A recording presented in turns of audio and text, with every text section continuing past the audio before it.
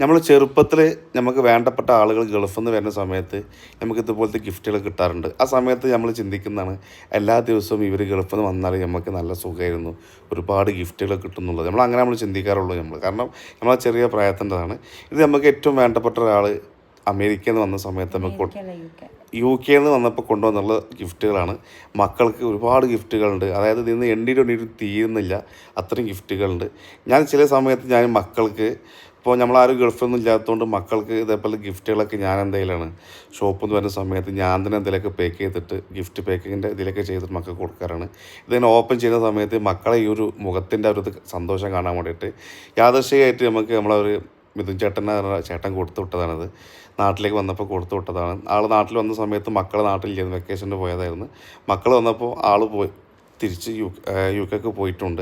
ഒരുപാട് മിഠായും എല്ലാ സാധനങ്ങളും ഉണ്ടായിരുന്നു. മക്കൾക്കത് കണ്ടപ്പോൾ ഭയങ്കര ഹാപ്പി ആയി പോയിട്ടുണ്ട്.